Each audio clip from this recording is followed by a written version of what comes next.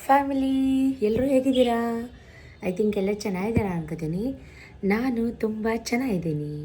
Once again welcome back my YouTube channel Shweta ಅಡುಗೆ ಮನೆ. ನಾನು ನಿಮ್ಮ ಪ್ರೀತಿಯ ಶ್ವೇತಾ ಅಕ್ಕ ಮೈಸೂರಿಂದ ಅಂತ ಹೇಳ್ತಾ ಇವತ್ತಿನ ವ್ಲಾಗ್ನ ಸ್ಟಾರ್ಟ್ ಮಾಡ್ತಾಯಿದ್ದೀನಿ. ಸ್ವಲ್ಪ ಬಿಸಿಲಿದೆ ಇವತ್ತು, ಅಷ್ಟು ಚಳಿ ಏನಿಲ್ಲ. ನನ್ನ ಧನುರ್ಮಾಸ ಪೂಜೆ ಕೂಡ ನಡೀತಾ ಇದೆ. Once again welcome back my YouTube channel Shweta ಅಡುಗೆ ಮನೆ. ಯಾರೇನು ಚಾನಲ್ನ ಸಬ್ಸ್ಕ್ರೈಬ್ ಆಗಿಲ್ಲ ದಯವಿಟ್ಟು ಬೇಗ ಬೇಗ ಸಬ್ಸ್ಕ್ರೈಬ್ ಮಾಡ್ಕೊಳ್ಳಿ, ಸ್ವಲ್ಪ ಸಪೋರ್ಟ್ ಮಾಡಿ, ವ್ಯೂಸ್ ಕೊಡಿ. ಏನೋ ರಿಫ್ಲೆಕ್ಟ್ ಆಗ್ತಾಯಿದೆ ಲೈಟ್. ಇವಾಗ ಸರಿ ಹೋಯ್ತು. Once again welcome back. Video ಕೊನೆ ತನಕ ನೋಡಿ, ಸ್ವಲ್ಪನಾದರೂ ಇಷ್ಟ ಆದರೆ ಫ್ರೆಂಡ್ಸ್ ಆ್ಯಂಡ್ ಫ್ಯಾಮಿಲಿಗೆ ವಿಡಿಯೋನ ಶೇರ್ ಮಾಡಿ ಅಂತ ಹೇಳ್ತಾ ಇವಾಗ ವ್ಲಾಗ್ನ ಸ್ಟಾರ್ಟ್ ಮಾಡಿದೆ. ಕಾರಣ ಟೈಮ್ ಬಂದು 11:30. ನನ್ನ ಬ್ಯಾಕ್ ಸೈಡ್ ನೋಡಿ, ಬೆಳಗ್ಗೆಯಿಂದ ಸ್ವಲ್ಪ ಕೆಲಸ, ಅದು ಇದು ಬ್ರೇಕ್ಫಾಸ್ಟ್, ಮಕ್ಕಳನ್ನ ಕಳಿಸೋದು, ನಿಮ್ಗೆ ಗೊತ್ತು ಅದೆಲ್ಲ ಎಲ್ಲರೂ ಮಾಡ್ತಾರೆ, ನಾನು ಅದೇ ಮಾಡೋದು. ಬೆಳಗ್ಗೆಯಿಂದ ಏನು ಮಾಡ್ತಾಯಿದ್ದೆ ಅಂದರೆ, ಯಾವುದೋ ಒಂದು ಮೆಸೇಜ್ ಬಂತು, ನೋಟಿಫಿಕೇಷನ್ ಹಂಗೆ ಹೋಗ್ತಾ ಇದ್ದೆ. ಸ್ವಲ್ಪ ಎಡಿಟಿಂಗ್ ಕೆಲಸಗಳಿತ್ತು, ವಿಡಿಯೋ ಅಪ್ಲೋಡ್ ಮಾಡಿದ್ದು ಎಡಿಟಿಂಗ್ ಕೆಲಸ ಇತ್ತು. ನಾನು ಇವಾಗ ಜಸ್ಟ್ ತಿಂಡಿ ತಿಂದು ಪಪ್ಪಾಯ ಕಟ್ ಮಾಡಿ ಸತೀಶ್ ಇಟ್ಟೋಗಿದ್ದಾರೆ, ಪಪ್ಪಾಯ ತಿನ್ನಬೇಕು. ಅದಕ್ಕಿಂತ ಮುಂಚೆ ಬೆಳಗ್ಗೆಯಿಂದ ಏನೇನಾಯಿತು ಸಣ್ಣ ಸಣ್ಣ ಕ್ಲಿಪ್ಪಿಂಗ್ನ ಆ್ಯಡ್ ಮಾಡ್ತೀನಿ, ನೋಡ್ಕೊಂಡು ಬನ್ನಿ. ಪಪ್ಪಾಯ ಜೊತೆ ಕಾಲು ನೋವು ಅಂತಿರ್ತೀಯ, ವಾಕ್ ಹೋಗ್ತೀಯ, ಬಾದಾಮ್ ಕೂಡ ನೆನೆ ಹಾಕಿದ್ದಾರೆ. ಸಿಪ್ಪೆ ಬಿಡಿಸ್ಕೊಂಡು ತಿನ್ನು ಅಂತ ಹೇಳಿದ್ರು. ಜಸ್ಟ್ ತಿಂಡಿ ತಿಂದು ಒಂದು ಕಪ್ ಕಾಫಿ ಕುಡಿದ್ಬಿಟ್ಟು ವಿಡಿಯೋ ಎಡಿಟ್ ಮಾಡೋಕೆ ಕುತ್ಕೊಂಡ್ಬಿಟ್ಟೆ. ತಿನ್ನಲೇ ಇಲ್ಲ, ಮರ್ತುಬಿಟ್ಟೆ ಆ್ಯಕ್ಚುಲಿ. ಈಗ ರೈಸ್ಗೆ ಇಡಬೇಕು, ಸಾಂಬಾರಿದೆ, ಏನೇನಾಯಿತು ಅಂತ ಆ್ಯಡ್ ಮಾಡ್ತೀನಿ, ನೋಡ್ಕೊಂಬನ್ನಿ. ವ್ಲಾಗ್ನ ಹೀಗೆ ಕಂಟಿನ್ಯೂ ಮಾಡ್ತೀನಿ, ಓಕೆನಾ? Stay tune. ಸಿಪ್ಪೆ ಬಿಡಿಸಿ ತಿನ್ನಬೇಕು ಅಂತ ಹೇಳಿದ್ದಾರೆ. ಇವತ್ತು ಬೆಳಗ್ಗೆಯಿಂದ ಏನೇನಾಯಿತು ಅಂತ ವ್ಲಾಗ್ನ ಒಂದು ಸಣ್ಣ ಕ್ಲಿಪ್ಪಿಂಗ್ ಆ್ಯಡ್ ಮಾಡ್ತಾಯಿದ್ದೀನಿ. ಇದು ಶುಕ್ರವಾರ ಬೆಳಗ್ಗೆ ಮನೇಲಿ ಫಸ್ಟು ವಾರ ಪೂಜೆ ಎಲ್ಲ ಮಾಡಿ, ಮನೆ ದೇವರಿಗೆ, ಹೆಣ್ಣು ದೇವರಿಗೆ, ನಮ್ಮದು ಹೆಣ್ಣು ದೇವರು ಹುತ್ತೂರಮ್ಮ. ಹುತ್ತೂರಮ್ಮಂಗೆ ಶುಕ್ರವಾರ ಮಂಗಳವಾರ ಪೂಜೆ ಮಾಡಲೇಬೇಕು. ಹಾಗಾಗಿ ಫಸ್ಟಿಗೆ ಮನೇಲಿ ಪೂಜೆ ಮಾಡಿ, ನಾನು ಎದ್ದಾಗ ಅರೌಂಡ್ 2:30 ರಾತ್ರಿ ಎದ್ದು ಎಲ್ಲ ಕೆಲಸ ಮುಗಿಸ್ಕೊಂಡು ರಂಗೋಲೆ ಹಾಕ್ಕೊಂಡು, ಹಿಂದಿನ ದಿನ ಬಾಗಿಲು ತೊಳ್ಕೊಂಡಿರ್ತೀನಿ, ರಂಗೋಲೆ ಹಾಕ್ಕೊಂಡು ದೇವ್ರಿಗೆ ಎಲ್ಲ ರೆಡಿ ಮಾಡಿಕೊಂಡು ಎಲ್ಲ ನಾನು ಬೆಳಗ್ಗೆ ಎದ್ದೇನೆ ಮಾಡ್ಕೊಳ್ಳೋದು. ಇವಾಗ ನಾಗರಕಲ್ಗೆ ಕೂಡ ಬಂದೆ. ಇವತ್ತು ಕಿತ್ಳೆಹಣ್ಣು ಮತ್ತು ಸ್ವಲ್ಪ ಕಡಲೆ ಸಕ್ಕರೆನ ಪೌಡ್ರ್ ಮಾಡಿಕೊಂಡು ಪ್ರಸಾದ ಮಾಡ್ಕೊಂಡು ಬಂದಿದ್ದೆ. ಹಾಲೆಲ್ಲ ತೊಗೊಂಬಂದಿದ್ದೆ. ತನಿ ಎಲ್ಲ ಎರೆದು ಎಲೆ ಅಡಿಕೆ ಬಾಳೆಹಣ್ಣೆಲ್ಲ ಇಟ್ಟು ಗಂಧ ಕಡಿ ಕರ್ಪೂರ ಎಲ್ಲ ಹಾಕಿ, ನನ್ನ ಜೊತೆ ನನ್ನ ಮಗಳು ಕೂಡ ಬಂದಿದ್ಲು. ನವಗ್ರಹಕ್ಕೆ 9 ಎಳಬತ್ತಿ ಹಚ್ಬಿಟ್ಟು ವಾಕ್ ಮುಗಿಸ್ಕೊಂಡು ಮನೆಗೆ ಬಂದು ಬ್ರೇಕ್ಫಾಸ್ಟ್ ಏನು ಪ್ರಿಪೇರ್ ಮಾಡೋದ ಅಂತ ಯೋಚನೆ ಮಾಡ್ತಿದ್ದೆ.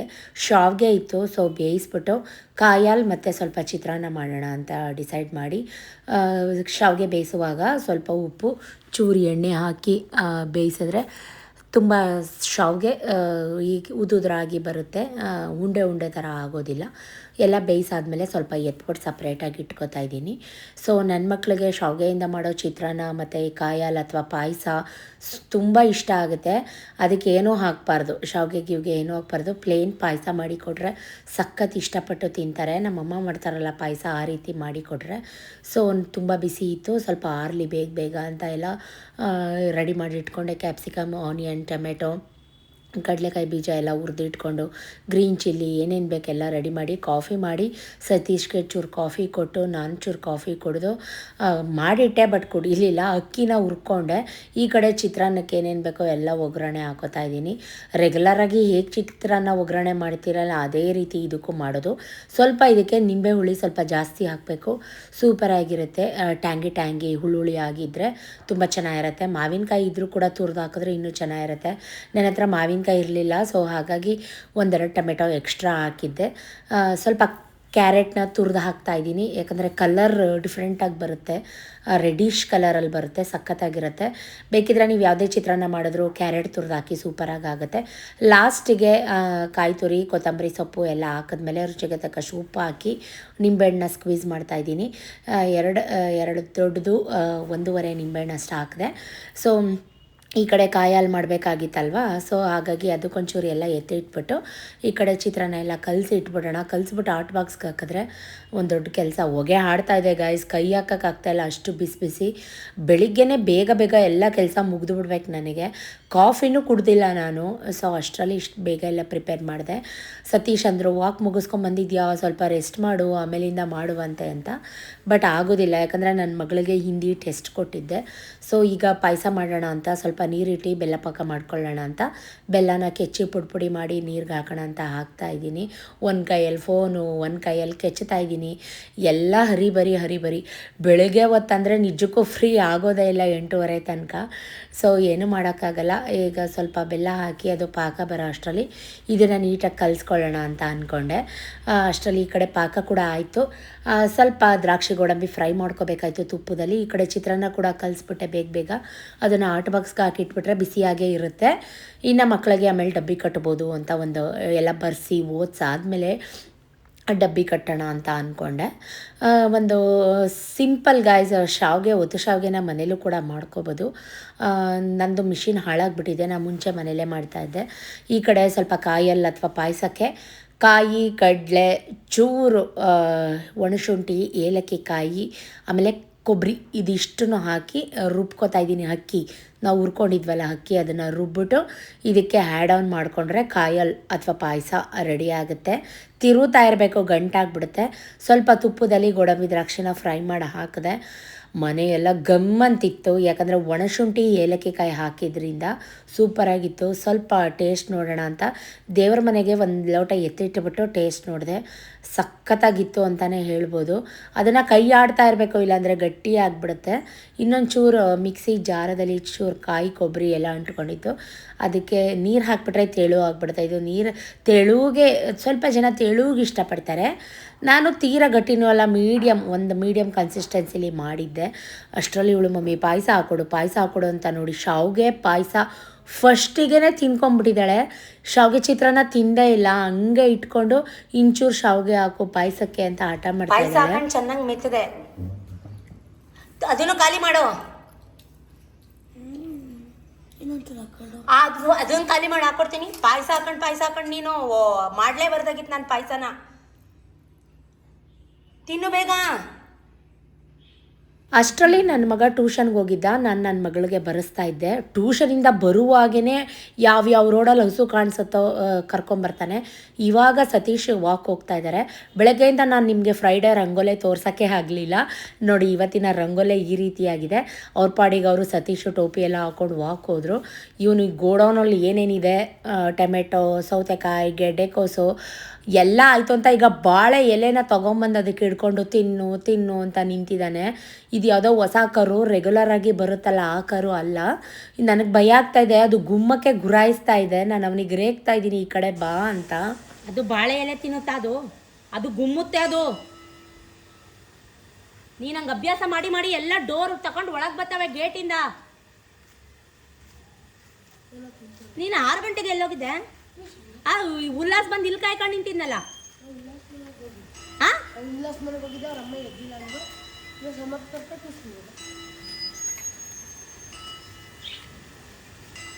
ಇವನಿಗೆ ಪ್ರಾಣಿ ಅಂದರೆ ಅಷ್ಟು ಪ್ರೀತಿ. ನಮಗೂ ಕೂಡ ಇಷ್ಟನೇ ಇಲ್ಲ ಅಂತಲ್ಲ, ಬಟ್ ಗೊತ್ತಿಲ್ಲದೆ ಇರೋದನ್ನೆಲ್ಲ ಹಂಗೆ ಅಭ್ಯಾಸ ಮಾಡಬಾರ್ದು.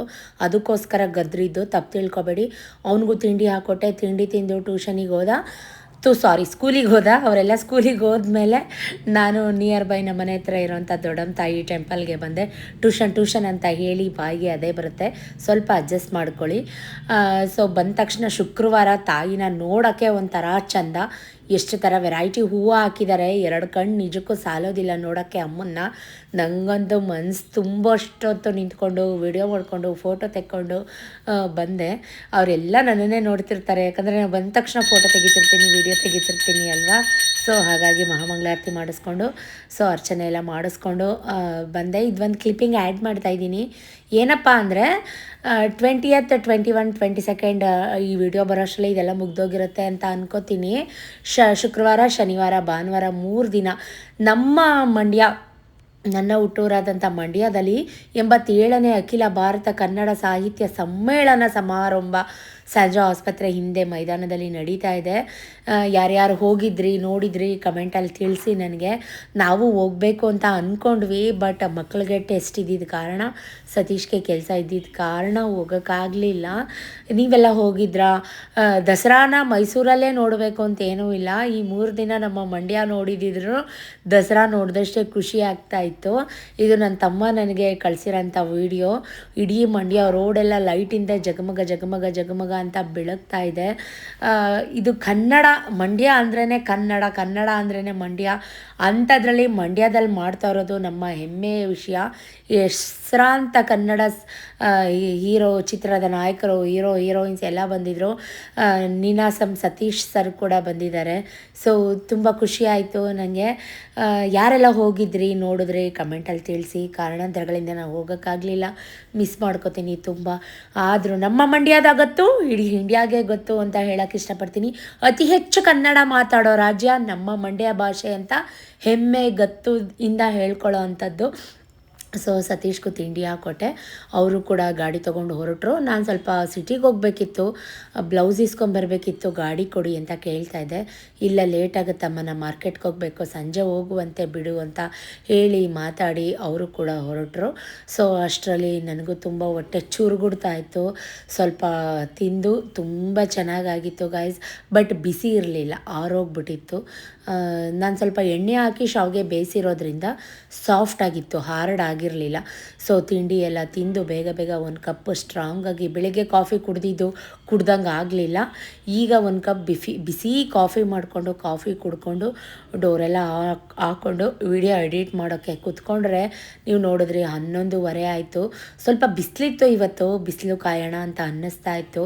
ಬಿಸಿಲು ಕಾಯಿದ್ರೆ ನಿದ್ರೆ ಬಂದ್ಬಿಡುತ್ತೆ, ಮಲ್ಕೋಬಾರ್ದು. ಸೊ ಮಲ್ಕೊಂಬಿಟ್ರೆ ಮಾಡಿರೋದೆಲ್ಲ ವ್ಯರ್ಥ ಆಗಿಬಿಡುತ್ತೆ. ಅದಕ್ಕೆ ಎಡಿಟು ಅದು ಇದು ಅಂತ ವಿಡಿಯೋ ಮಾಡೋಣ ಅಂತ ಇಷ್ಟೆಲ್ಲ ಮುಗಿಸ್ಕೊಂಡು, ಎಡಿಟ್ ಮುಗಿಸ್ಕೊಂಡು ವಿಡಿಯೋ ಮಾಡೋಕ್ಕೆ ಕೂತ್ಕೊಂಡೆ.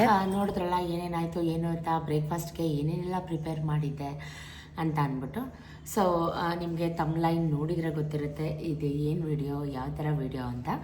ನಾನೇನು ದೊಡ್ಡ ಮೇಧಾವಿ ಪ್ಲಸ್ ತುಂಬ ಅನುಭವಸ್ಥೆ ಅಂತ ನಾನು ಎಲ್ಲೂ ಹೇಳ್ಕೊತಾ ಇಲ್ಲ. ಏನಕ್ಕಪ್ಪ ಅಂದರೆ ಸುಮಾರು ಜನ ಲೇಡೀಸ್ ನನಗೆ ಇನ್ಸ್ಟಾದಲ್ಲಾಗಿರ್ಬೋದು, ಯೂಟ್ಯೂಬಲ್ಲಾಗಿರ್ಬೋದು ನನ್ನ ವೀಡಿಯೋಸ್ನ ನೋಡೋದು ತುಂಬ ಜನ ಹೆಣ್ಮಕ್ಳು. ಅದು ಹೇಳ್ಕೊಳ್ಳೋಕ್ಕೆ ಒಂದು ಖುಷಿ ಇದೆ, ಹೆಮ್ಮೆ ಇದೆ. ಸೊ ಅವರೆಲ್ಲ ನನ್ನನ್ನು ಕೇಳೋದು, ನಿಮ್ಮ ಲೈಫ್ ಸ್ಟೋರಿ ವ್ಲಾಗಲ್ಲಿ ಮಾಡ್ತೀನಿ ಅಂದ್ರಿ, ಅದನ್ನು ಕೂಡ ಮಾಡಲಿಲ್ಲ.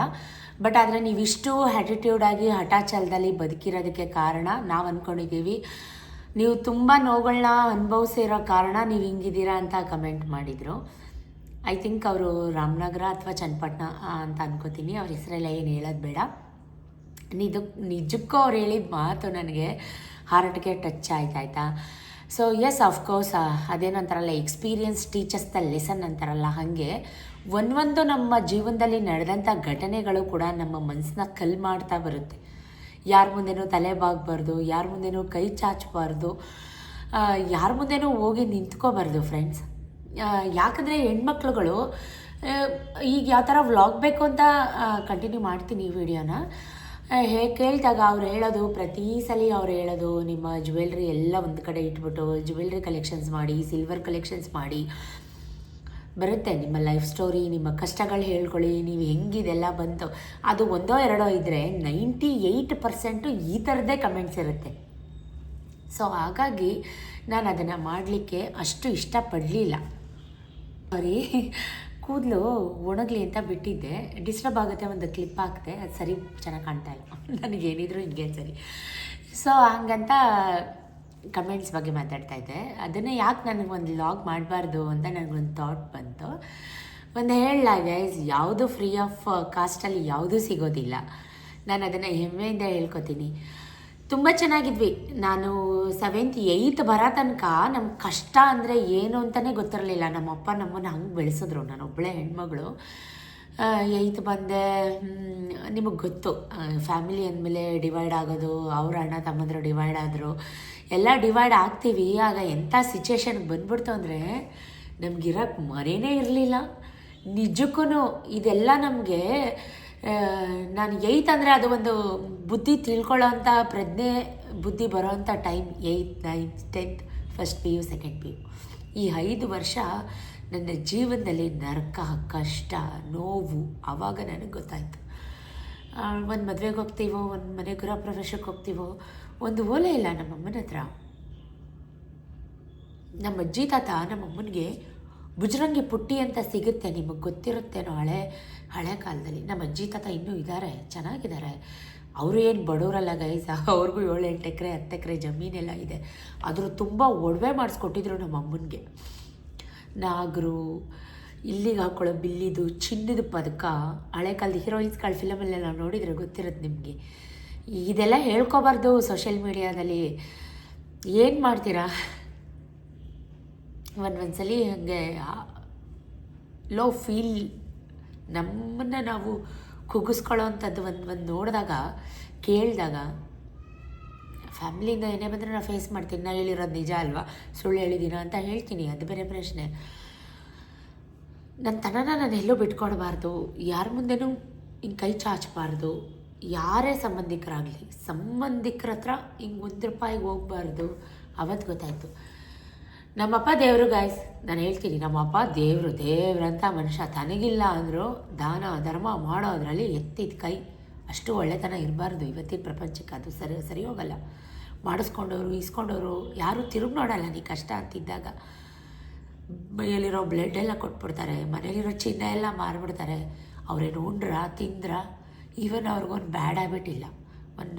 ಒಂದು ಮದುವೆ ಮನೆ ಫಂಕ್ಷನ್ಗಳಲ್ಲೂ ಒಂದು ಒಳ್ಳೆ ಊಟ ಮಾಡೋ, ನಾನ್ ವೆಜ್ ಊಟ ಮಾಡೋ ಶೋಕಿನೂ ಇಲ್ಲ ನಮ್ಮಪ್ಪಂಗೆ. ಒಂದು ಒಳ್ಳೆ ಬಟ್ಟೆ ಹಾಕೊಳ್ಳಲ್ಲ ನಮ್ಮಪ್ಪ. ಅಂಥದ್ರಲ್ಲಿ ನಮ್ಮಮ್ಮನ ಎಲ್ಲ ಹೋಗುತ್ತೆ. ಒಂದು ಓಲೆ ಸುಧಾ ನಮ್ಮಮ್ಮನ ಹತ್ರ ಒಳ್ಳೆ ಓಲೆ ಇರಲ್ಲ. ಫಂಕ್ಷನ್ಗೆ ಹೋಗ್ತೀವಿ, ಒಬ್ರ ಹತ್ರ ಓಲೆ ಕೇಳ್ತೀವಿ, ಇಟ್ಕೊಂಡು ಇಲ್ಲ ಅನ್ನಿಸ್ಕೋತೀವಿ. ಅವಮರ್ಯಾದೆ. ಸ್ವಂತದವರೇ ಗೃಹ ಪ್ರವೇಶ ಕರೀತಾರೆ, ಅವಮಾನ ಮಾಡ್ತಾರೆ. ದನದ ಕೊಟ್ಟಿಗೆಯಲ್ಲಿದ್ದೀವಿ ಗಾಯ್ಸ್ ನಾವು.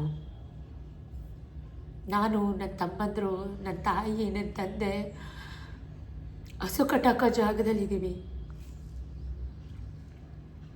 ದನದ ಮನೆ ಕೊಡ್ತಾರೆ ನಮ್ಮ ತಾತ ನಮಗೆ. ನಿನ್ಗಿಬ್ರು ಗಂಡು ಮಕ್ಕಳು, ಇರೋಳೊಬ್ಬಳೆ ಮಕ್ಕಳು, ದನದ ಮನೆ ಕೊಡ್ತಾರೆ ಗಾಯ್ಸ್. ಸಾಲ ಕೊಡ್ತಾರೆ ನಮಗೆ. ಸಾಲ ಏನಕ್ಕೆ ಮಾಡಿದರು? ಶೋಕಿ ಮಾಡೋಕ್ಕೆ ಸಾಲ ಮಾಡಿದ್ರ? ನಮ್ಮ ತಾತನ ಹೆಣ್ಮಕ್ಳನ್ನ ಮದುವೆ ಮಾಡೋಕೆ ನಮ್ಮ ಅಪ್ಪ ಸಾಲ ಮಾಡಿದರು. ಅಂಥದ್ರಲ್ಲಿ ದನದ ಕೊಟ್ಟಿಗೆಲ್ಲಿ ನಾವು ಜೀವನ ಮಾಡಿದಾಗ ಮಳೆ ಬರುತ್ತೆ, ಜೋರು ಜಿಟಿ ಮಳೆ ಬಂದಿದ್ದ ಮಳೆ ಎಲ್ಲ ಮನೆ ಒಳಗಡೆ ತುಂಬ್ಕೊಳ್ಳೋಕೆ ನೀರು. ಎಲ್ಲಿ ಮಲ್ಕೊಳ್ಳೋಣ ನಾವು? ಮೆಚೂರ್ಡ್ ಆಗಿಬಿಟ್ಟಿದ್ದೀನಿ. ಇಡೀ ರಾತ್ರಿ ನೀರು ತೊಡೋ ಕೆಲಸ ನಮ್ಮದು. ಯಾರು ಬನ್ನಿ ಮಲ್ಕೊಳ್ಳಿ ಅಂತ ಕರೆಯೋರು ಯಾರೂ ಇಲ್ಲ ನಮ್ಮನ್ನು. ನಿಮ್ಗನ್ನಿಸ್ಬೋದು ತುಂಬ ಆ್ಯಟಿಟ್ಯೂಡ್, ನಿಮ್ಗೆ ತುಂಬ ದುರಂಕಾರ ಅಂತ. ಇಷ್ಟೆಲ್ಲ ಅನುಭವಿಸು ಮನಸ್ಸು ಕಲ್ಲಾಗಿಬಿಟ್ಟಿದೆ ನನಗೆ. ಏನು ಹೇಳಿ, ಮನಸ್ಸು ಕಲ್ಲಾಗಿದೆ ನನಗೆ. ಸಾರಿ, ಅದಕ್ಕೋಸ್ಕರ ನಾನು ಮಾಡಲ್ಲ. ಈ ರೀತಿ ಎಮೋಷ್ನಲ್ ಆಗಿಬಿಡ್ತೀನಿ. ನೆನೆಸ್ಕೊಂಡ್ರೆ ಕಣ್ಣಲ್ಲಿ ನಾವು ಅನುಭವಿಸಿರೋ ಕಷ್ಟ, ನಾವು ಅನುಭವಿಸಿರೋ ನೋವು ನೆನೆಸ್ಕೊಂಡ್ರೆ, ನಮ್ಮ ತಾಯಿ ನಿಜಕ್ಕೂ, ನನ್ನ ತಂದೆ ಒಬ್ಬರೇ ದೇವರಲ್ಲ, ನನ್ನ ತಾಯಿನೂ ಕೂಡ ತುಂಬ ಗಂಡನ ತಕ್ಕಂಗೆ ಹೆಂಡ್ತಿ. ಕೇಳಿದ್ರು ಅಂದ್ಬಿಟ್ಟು ಅವ್ರಿಗೆ ಅವ್ರ ಮಕ್ಳಿಗೆ ಇರುತ್ತೋ ಬಿಡುತ್ತೋ ಎಲ್ಲನೂ ಕೊಟ್ಬಿಟ್ರು. ಅಪ್ಪ ಕೇಳಿ, ನನ್ನ ಗಂಡ ಅಲ್ವಾ, ನನ್ನ ಗಂಡ ಒಳ್ಳೆ ಕೆಲಸನೇ ಮಾಡ್ತಾನೆ, ಯಾವತ್ತು ಮಾಡಿದ್ರು ಒಳ್ಳೆ ಕೆಲಸನೇ ಮಾಡ್ತಾನೆ ಅಂತ. ಆದರೆ ಮಾಡಿಸ್ಕೊಂಡ್ರೆ ಯಾವತ್ತೂ ನೆನಪಿಸ್ಕೊಳ್ಳಲ್ಲ.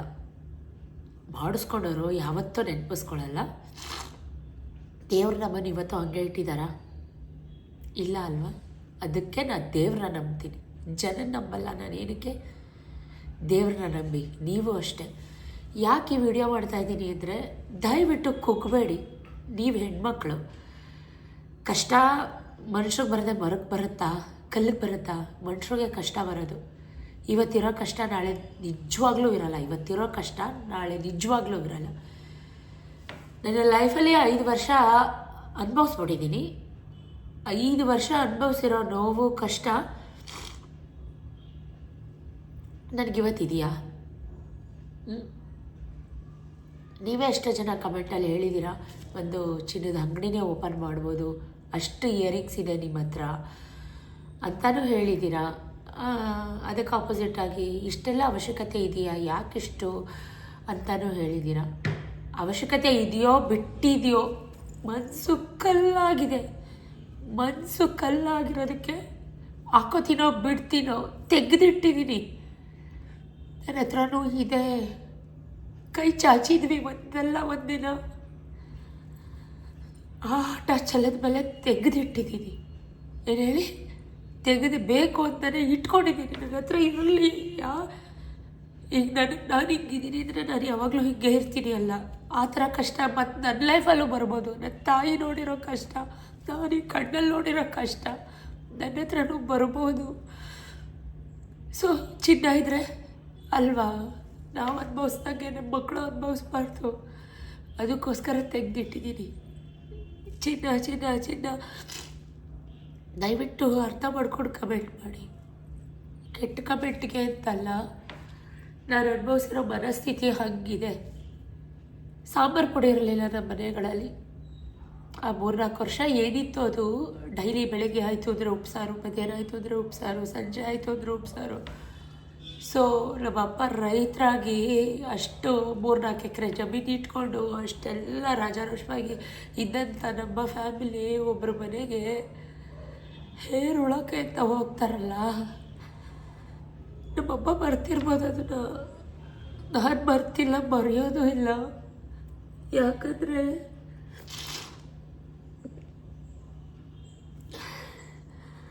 ಅವ್ರ ಕೈ ಫುಲ್ಲು ಒಪ್ಪಳೆ ಬಂದು ಆ ನೋವು ನಾನು ನೋಡಿದ್ದೀನಿ. ಅವ್ರ ಕಣ್ಣಲ್ಲಿ ನೀರು, ಅವತ್ತು ಮನೆಯೊಳಗಡೆ ಕೂತ್ಕೊಂಡು ಕಣ್ಣೀರು ಹಾಕ್ತಂಥ ಪರಿಸ್ಥಿತಿ ನಾನು ನೋಡಿದ್ದೀನಿ.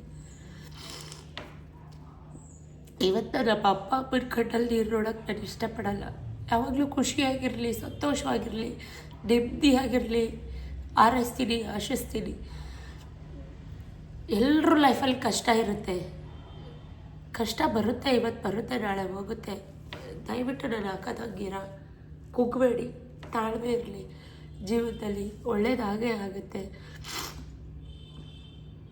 ಒಬ್ಬರು ಕಮೆಂಟ್ ಮಾಡಿದರು ನನಗೆ, ನಾನು ಆಗಲೇ ಹೇಳಿದಾಗೆ ನನ್ನ ವೀಡಿಯೋಸ್ ಎಲ್ಲ ನೋಡೋರು ಫಿಮೇಲ್ ಫ್ಯಾನ್ಸೇ ಜಾಸ್ತಿ. ನನಗೆ 2 ಹೆಣ್ಮಕ್ಳು ನಾನು ತುಂಬ ನೋವು ಅನುಭವಿಸ್ತಾ ಇದ್ದೀನಿ. ಅತ್ತೆ ಮಾವ ಕಿರುಕುಳ ಹಾಗೆ ಹಿಂಗೆ ಅಂತ. ಇವತ್ತಿನ ಕಾಲದಲ್ಲಿ ಹೆಣ್ಮಕ್ಳೇ ಒಳ್ಳೆಯವರು. ಹಂಗೆ ಅಂದ್ಬಿಟ್ಟು ಗಂಡ್ಮಕ್ಳು ಕೆಟ್ಟವರು ಅಂತ ಅಲ್ಲ, ನಮ್ಮ ಕಷ್ಟಕ್ಕಾಗೋದು ಹೆಣ್ಮಕ್ಳೇ. ಅದಕ್ಕೋಸ್ಕರ ಹೇಳ್ತಾ ಇದ್ದೀನಿ, ನಿಮ್ಮ ಶಕ್ತಿ, ನೀವು ಹೆಣ್ಮಗುನ ಹೊರೆ ಅಂತ ಬೆಳ್ಸಕ್ಕೆ ಹೋಗಬೇಡಿ, ಒಂದು ಶಕ್ತಿ ರೂಪಿಣಿ ಅಂತ ಬೆಳೆಸಿ.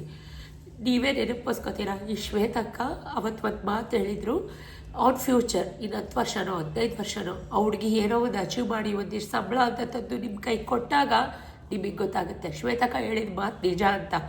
ಒಂದು ಹೆಣ್ಮಗುನ ಹೊರೆ ಕಷ್ಟ ಅಂತ ಅಂದ್ಕೊಳ್ಳೋಕ್ಕೆ ಹೋಗಬೇಡಿ.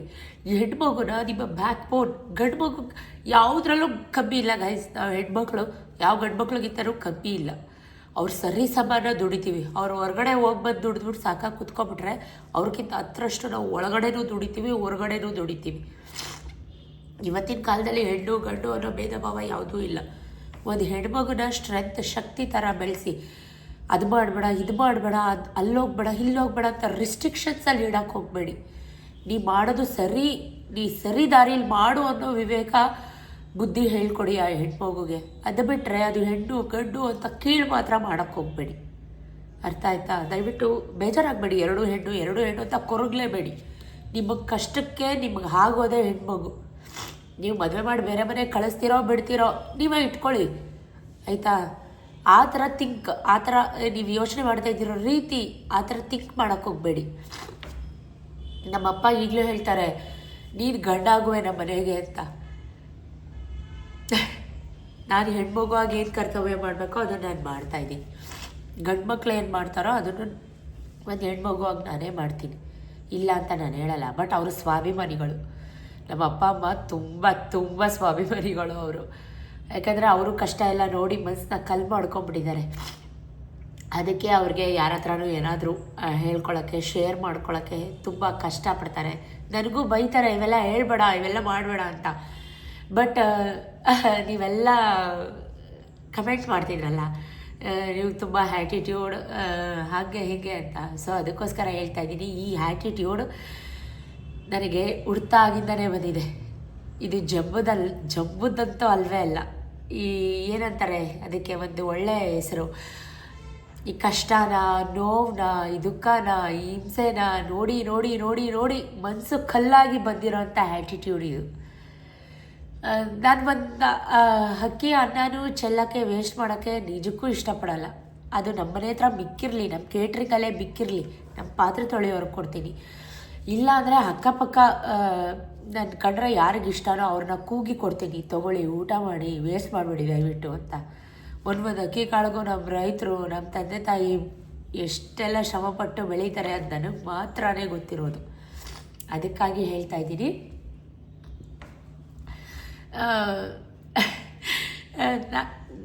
ನನಗೇನು ಹೇಳಬೇಕು ಅಂತಲೇ ಗೊತ್ತಾಗಲ್ಲ.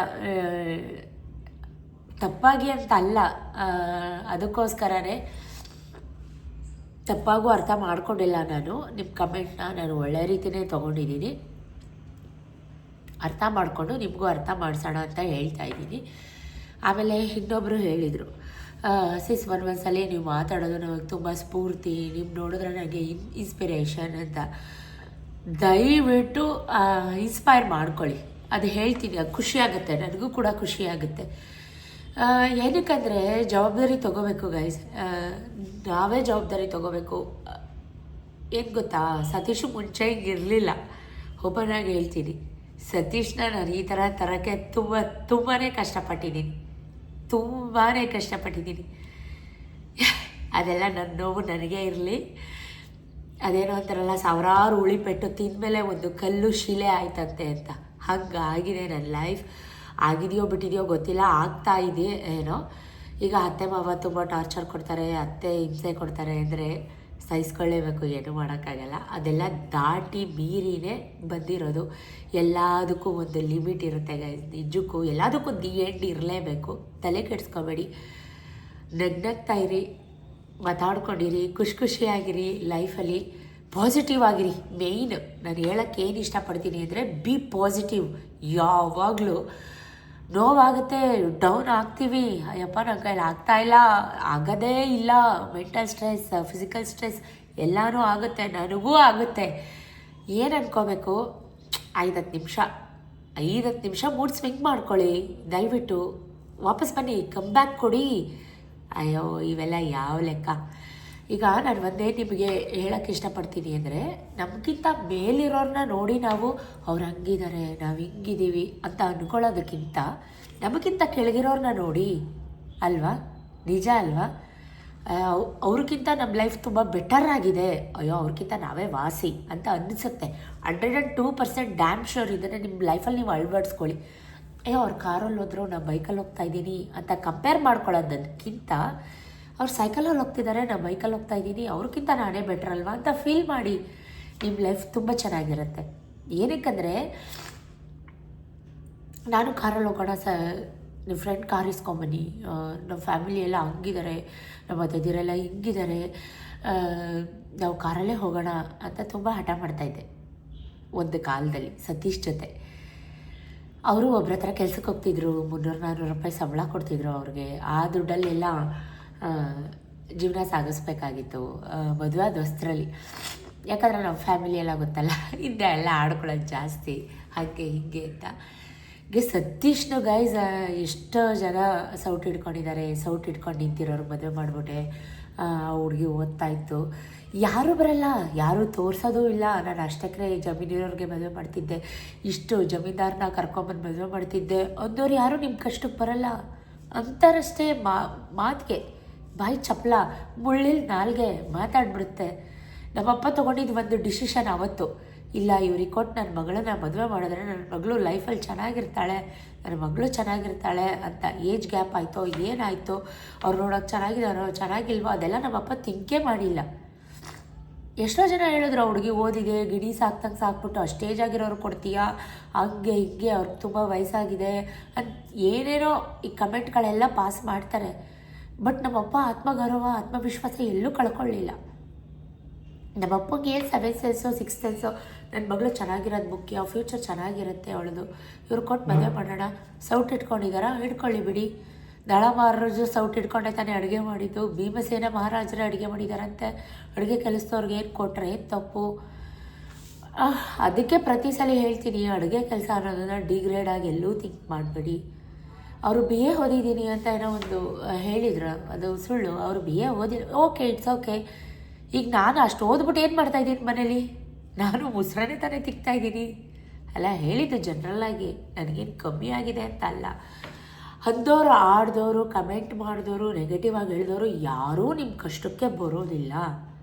ನಿಮಗೆ ನಿಮ್ಮ ಫ್ಯಾಮಿಲಿನೇ ಆಗೋದು ಕೊನೆ ತನಕ ಅರ್ಥ ಮಾಡ್ಕೊಳ್ಳಿ ಅಂತಿಷ್ಟೇ ನಾನು ಕನ್ವೆ ಮಾಡ್ತಾಯಿದ್ದೀನಿ. ಈಗ ಅವ್ರು ಹೇಳಿದ್ರಲ್ವಾ, ಈಗ ಅತ್ತೆ ಮಾವ ಇದ್ದಾರೆ ತುಂಬ ಟಾರ್ಚರ್ ಅಂತ. ಒಂದು 5 ವರ್ಷ ಕಣ್ಮುಚ್ಕೊಂಡು ಇದ್ಬಿಡಿ, ಏನು ಮಾತಾಡೋಕೆ ಹೋಗ್ಬೇಡಿ. ಆರ್ಗ್ಯೂ ಮಾಡ್ತೀರಾ, ಜಗಳಗಳಾಗುತ್ತೆ, ಗಂಡ ಹೆಂಡ್ತಿಗೆ ಮನಸ್ತಾಪಗಳಾಗುತ್ತೆ. ನಮ್ಮ ಮನೇಲೂ ಆಗಿದೆ. ಎಲ್ಲರ ಮನೇಲಿ ದೋಸೆನೂ ತೂತೆ. ಯಾರ ಮನೆ ದೋಸೆ ನೀಟಾಗಿ ಬರುತ್ತೆ, ಹೋಟೆಲಲ್ಲೂ ತೂತೆ. ಹೀನೋ ಸೋಡಾ ಹಾಕಿ ಏನೋ ರೆಡಿ ಮಾಡ್ತಾರೆ. ತಲೆ ಕೆಡ್ಸ್ಕೊಬೇಡಿ. ಹೇಳ, ಲೈಫ್ ಇಷ್ಟೇ ಅಲ್ಲ, ಲೈಫ್ ಇಸ್ ಗಾನ್. ಒಂದು 60-70 ವರ್ಷ ಇದೆ, 100 ವರ್ಷ ಬಿಟ್ಟಾಕಿ, 100 ವರ್ಷ ತನಕ ಯಾರೂ ಇರಲ್ಲ. ಈಗೇನು 30, 33, 35 ವರ್ಷನ ಇಷ್ಟಕ್ಕೆ ಮುಗ್ದೋಯ್ತು ಲೈಫ್ ಅಂತ ಅಂದ್ಕೊಂಡ್ರೆ ಹೆಂಗೆ ನೀವು? ನಿಮಗೆ ಹೇಳ್ತಾ ಇದ್ದೀನಿ, ನಿಮ್ಮ ಹೆಸರು ಹೇಳೋದು ಬೇಡ. ದಯವಿಟ್ಟು ನಿಮ್ಮನ್ನು ನೀವು ಡೌನ್ ಮಾಡ್ಕೊಳಕ್ಕೆ ಹೋಗ್ಬೇಡಿ. ನನಗೆ ಹೆಣ್ಮಗು, 2 ಹೆಣ್ಮಗು, 2 ಕೊರಗೋದನ್ನು ದಯವಿಟ್ಟು ನಿಲ್ಲಿಸಿ. ನಿಮ್ಮ ಹೆಣ್ಮಕ್ಳೇ ನಿಮ್ಮ ಜೀವನದ ನಂದಾದೀಪ. ಅದು ಒಂದು ನಾನು ಹೇಳ್ತೀನಿ, ಅರ್ಥ ಆಯಿತಾ? ಆಮೇಲೆ ಏನು ಗೊತ್ತಾ, ಸುಮಾರು ಜನ ನೆಗೆಟಿವ್ ಅಂತೂ ಬರ್ತಾನೆ ಇರುತ್ತೆ. ಈಗ ಅಷ್ಟಕ್ಕೆಲ್ಲ ತಲೆ ಕೆಡಿಸ್ಕೊಳ್ಳೋಷ್ಟು ತಲೆ ಕೆಡಿಸ್ಕೊಳ್ಳಲ್ಲ. ಬಟ್ ನೆಗೆಟಿವ್ ಮಾತಾಡಬೇಕು ಅಂದರೆ ಒಬ್ಬ ವ್ಯಕ್ತಿನ ಅರ್ಥ ಮಾಡಿಕೊಂಡು ಅವರ ಹಾಗು ಹೋಗು, ಹಿಂದೆ ಏನಾಗಿದೆ, ಮುಂದೆದು ಯಾರೂ ಏನು ಕಂಡುಹಿಡಿಯೋಕ್ಕಾಗಲ್ಲ ಬಿಡಿ. ಇವ್ರು ಇಂಥವ್ರು, ಇವ್ರ ಕೊಬ್ಬು, ಇವರಿಗೆ ದೌಲತ್ತು, ಇವರಿಗೆ ಆ್ಯಟಿಟ್ಯೂಡ್ ಅನ್ನೋದಕ್ಕಿಂತ ಮುಂಚೆ ಅರ್ಥ ಮಾಡಿಕೊಂಡು ಮಾತಾಡಿ. ಪ್ರತಿ ಸಲ ಹೇಳ್ತಾ ಇರ್ತೀನಿ, ನಾನವನಲ್ಲ ಅಂತ ಇದು ಮಾತ್ರ ಇವಾಗಿರೋದು, ಆಯಿತಾ? ನೀವು ನನ್ನ ಹಳೆಯ ಶ್ವೇತಾ ನೀವು ನೋಡಿದ್ದಿದ್ರೆ ನೀವೇ ಎಷ್ಟೋ ಸತಿ ಕಣ್ಣೀರು ಹಾಕ್ಬಿಡ್ತಾಯಿದ್ರಿ. ಎಲ್ಲ ಅನುಭವಿಸ್ಬಿಟ್ಟು ಇದು ಲಾಸ್ಟ್ ಸ್ಟೇಜ್ ನನ್ನ ಲೈಫಲ್ಲಿ ನಾನು ಅಂದ್ಕೊಂಡಿರೋದು. ಮುಂದೆ ಏನು ಬರುತ್ತೋ ಬಿಡುತ್ತೋ ಅದು ಭಗವಂತನಿಗೆ ಗೊತ್ತು. ಇದು ಎಲ್ಲ ಅನುಭವಿಸಿದ್ದೀನಿ, ಈ ವಯಸ್ಸಿಗೆ ಎಲ್ಲ ಥರ ಅನುಭವಿಸಿದ್ದೀನಿ ಫ್ರೆಂಡ್ಸ್. ಅದಕ್ಕೆ ಹೇಳೋದು, ಮರಕ್ಕಿಂತ ಮರ ದೊಡ್ಡದು ಅನ್ನೋರಿಗೆ ಅಂತ ಅಂದ್ಕೊಳ್ಳೋರಿಗೆ ಕಷ್ಟದವ್ರಿಗಿಂತ ಕಷ್ಟ ಇರುತ್ತೆ. ಈಗ ನಾವು ನಮ್ಮ ಕಷ್ಟನೇ ದೊಡ್ಡದಪ್ಪ, ನಾವೆಷ್ಟು ಕಷ್ಟ ಅನುಭವಿಸ್ತಾ ಇದ್ದೀವಿ ಅಂದರೆ, ನಾನು ಆಗಲೇ ಹೇಳಿದಾಗೆ ನಮಗಿಂತ ರಪ್ಪ ಕಷ್ಟ ಅನುಭವಿಸೋರು ಖಂಡಿತವಾಗ್ಲೂ ಭೂಮಿ ಮೇಲೆ ಇರ್ತಾರೆ ಕೂಡ. ಸೊ ಹಾಗಾಗಿ ತಲೆ ಕೆಡಿಸ್ಕೊಬೇಡಿ, ಎಲ್ಲ ಒಳ್ಳೆಯದಾಗುತ್ತೆ. ನಗ್ನಗ್ತಾ ಇರಿ, ಪಾಸಿಟಿವ್ ಆಗಿ ಥಿಂಕ್ ಮಾಡಿ. ಯಾವುದೋ ಕಾಲ್ ಬರ್ತಾಯಿದೆ, ಇಂತಿಷ್ಟೇ ಹೇಳೋಕ್ಕೆ ಟ್ರೈ ಮಾಡಿದೆ. ವ್ಲಾಗ್ನ ಹೀಗೆ ಕಂಟಿನ್ಯೂ ಮಾಡ್ತೀನಿ, ಓಕೆನಾ? ವ್ಲಾಗ್ನ ಕಂಟಿನ್ಯೂ ಮಾಡೋಕ್ಕಾಗಲೇ ಇಲ್ಲ, ದಯವಿಟ್ಟು ಬೇಜಾರಾಗಬೇಡಿ. ನೋಡ್ತಾ ಸಂಜೆ ಆಯಿತು, ಮಕ್ಕಳು ಸ್ಕೂಲಿಂದ ಬಂದರು. ನನ್ನ ಮಗಳಿಗೆ ಹಿಂದಿ ಬರೆಸ್ತಾ ಇದ್ದೀನಿ. ಸೊ ಹಿಂದಿ ಮತ್ತು ಕನ್ನಡ ಟೆಸ್ಟ್ ಕಂಡಕ್ಟ್ ಆಗಿದೆ. ನೈಟ್ ಊಟಕ್ಕೆ ಚಪಾತಿ ಕಲಸಿಟ್ಟು ಚಪಾತಿ ಮಾಡಿಟ್ಬಿಟ್ಟು ಬರೆಸ್ತಾ ಕೂತ್ಕೊಂಡೆ. ನನ್ನ ಮಗ ಟ್ಯೂಷನ್ಗೆ ಹೋಗಿದ್ದ. ಯಾರನ್ನೂ ಅಂಡರ್ ಎಸ್ಟಿಮೇಟ್ ಆಗಿ ಮಾತಾಡ್ತಾ ಇಲ್ಲ. ನಾನು ನನ್ನ ಲೈಫಲ್ಲೂ ನಾನು ಸುಮಾರು ಕಷ್ಟಗಳನ್ನ ಅನುಭವಿಸಿದ್ದೀನಿ ಅಂತ ಕನ್ವೆ ಮಾಡ್ತಾಯಿದ್ದೀನಿ. ನಿಮ್ಮನ್ನು ನೀವು ಯಾರು ಕೆಳಗಡೆ ಹಾಕೋಬೇಡಿ, ಡಿಗ್ರೇಡ್ ಆಗಿ ಥಿಂಕ್ ಮಾಡೋಕ್ಕೆ ಹೋಗಬೇಡಿ ಅಂತಷ್ಟೇ ಹೇಳೋಕ್ಕೆ ಇಷ್ಟಪಡ್ತೀನಿ. ನನ್ನ ಮಗಳಿಗೆ ಕನ್ನಡ ಅಂದರೆ ಸ್ವಲ್ಪ ಕಷ್ಟನೇ. ಇದಾಗಿತ್ತು complete day vlog. Thank you for watching. Keep supporting me. Tata, bye bye, take care.